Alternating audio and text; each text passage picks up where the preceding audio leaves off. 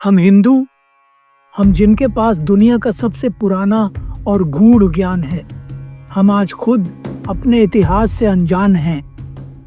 महाभारत जैसी महागाथा हमारे घर में है, लेकिन हमें उसका पहला अध्याय तक याद नहीं। दुनिया हमें हमारे ही धर्म पर सवाल सिखा रही है और हम चुपचाप बैठे हैं क्योंकि हमें खुद नहीं पता धर्म क्या है, अधर्म क्या है। अब बहुत हुआ, अब समय है जानने का, समझने का और गर्व से कहने का, हाँ, मैं हिंदू हूँ। आप सुन रहे हैं महाभारत, सिर्फ कहानी नहीं, हमारी पहचान। स्वागत है आपका हिंदी स्टूडियो पॉडकास्ट में। चलिए शुरू करते हैं महाभारत की कथा।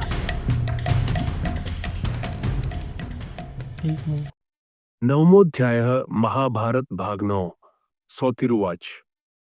उग्रश्रवा जी कहते हैं, शौनक जी वे ब्राह्मण प्रमदवरा के चारों ओर वहां बैठे थे। उसी समय रुरु अत्यंत दुखित हो गहन वन में जाकर जोर जोर से रुदन करने लगा। शोक से पीड़ित होकर उसने बहुत करुणाजनक विलाप किया और अपनी प्रियतमा प्रमदवरा का स्मरण करके शोकमग्न हो इस प्रकार बोला, हाय वह कृशांगी बाला मेरा तथा समस्त बांधवों का शोक बढ़ाती हुई भूमि पर सो रही है। इससे बढ़कर दुहक और क्या हो सकता है। यदि मैंने दान दिया हो, तपस्या की हो अथवा गुरुजनों की भली भांति आराधना की हो तो उसके पुण्य से मेरी प्रिया जीवित हो जाए। यदि मैंने जन्म से लेकर अब तक मन और इंद्रियों पर संयम रखा हो और ब्रह्मचर्य आदि व्रतों का दृढ़ता पूर्वक पालन किया हो तो यह मेरी प्रिया प्रमदवरा अभी जी उठे। यदि पापी असुरों का नाश करने वाले इंद्रियों के स्वामी जगदीश्वर एवं सर्वव्यापी भगवान श्री कृष्ण में मेरी अविचल भक्ति हो तो यह कल्याणी प्रमदवरा जी उठे। इस प्रकार जब रुरु पत्नी के लिए दुखित हो अत्यंत विलाप कर रहा था, उस समय एक देवदूत उसके पास आया और वन में रुरु से बोला। देवदूत उवाच, देवदूत ने कहा, धर्मात्मा रुरु तुम दुख से व्याकुल हो, अपनी वाणी द्वारा जो कुछ कहते हो वह सब व्यर्थ है, क्योंकि जिस मनुष्य की आयु समाप्त हो गई है उसे फिर आयु नहीं मिल सकती। यह बेचारी प्रमदवरा गंधर्व और अप्सरा की पुत्री थी। इसे जितनी आयु मिली थी वह पूरी हो चुकी है, अतः तात तुम किसी तरह भी मन को शोक में न डालो। इस विषय में महात्मा देवताओं ने एक उपाय निश्चित किया है। यदि तुम उसे करना चाहो तो इस लोक में प्रमदवरा को पा सकोगे।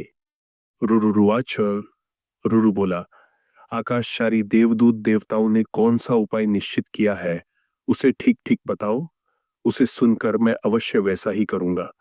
तुम मुझे इस दुख से बचाओ। देवदूत उवाच, देवदूत ने कहा, भृगुनंदन रुरु, तुम उस कन्या के लिए अपनी आधी आयु दे दो। ऐसा करने से तुम्हारी भार्या प्रमदवरा जी उठेगी। रुरुवाच, रुरु बोला, देव श्रेष्ठ, मैं उस कन्या को अपनी आधी आयु देता हूं। मेरी प्रिया अपने श्रृंगार, सुंदर रूप और आभूषणों के साथ जीवित हो उठे। सौतिरुवाच। उग्रश्रवा जी कहते हैं, तब गंधर्वराज विश्वावसु और देवदूत दोनों सत्पुरुषों ने धर्मराज के पास जाकर कहा, धर्मराज, रुरु की भार्या कल्याणी प्रमदवरा मर चुकी है। यदि आप मान लें तो वह रुरु की आधी आयु से जीवित हो जाए। धर्मराज उवाच, धर्मराज बोले, देवदूत, यदि तुम रुरु की भार्या प्रमदवरा को जिलाना चाहते हो तो वह रुरु की ही आधी आयु से संयुक्त होकर जीवित हो उठे। सौतिरुवाच। उग्रश्रवा जी कहते हैं, धर्मराज के ऐसा कहते ही वह सुंदरी मुनिकन्या प्रमदवरा रुरु की आधी आयु से संयुक्त हो सोई हुई की भांति जाग उठी। उत्तम तेजस्वी रुरु के भाग्य में ऐसी बात देखी गई थी। उनकी आयु बहुत बढ़ी चढ़ी थी। जब उन्होंने भार्या के लिए अपनी आधी आयु दे दी, तब दोनों के पिताओं ने निश्चित दिन में प्रसन्नता पूर्वक उनका विवाह कर दिया। वे दोनों दंपति एक दूसरे के हितैषी होकर आनंद पूर्वक रहने लगे।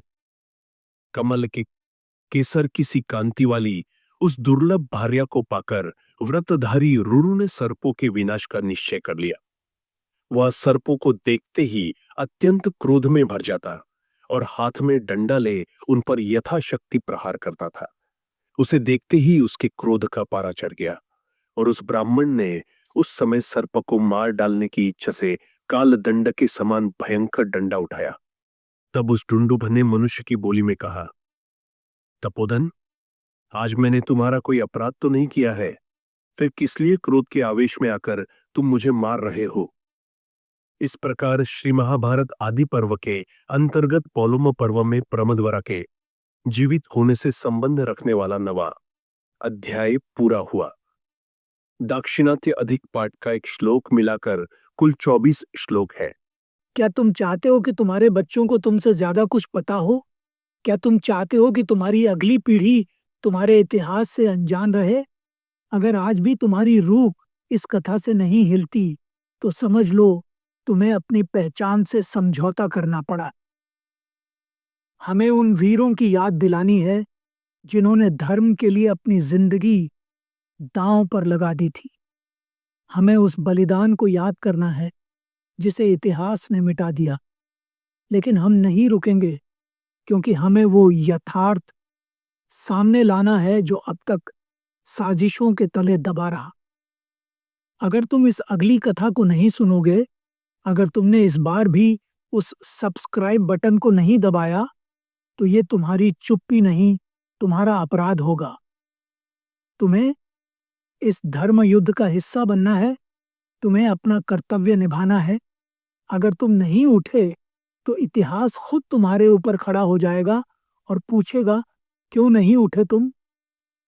हमने वादा किया है कि हम जागेंगे और इतिहास को सही रूप देंगे। अब तुम्हारी बारी है।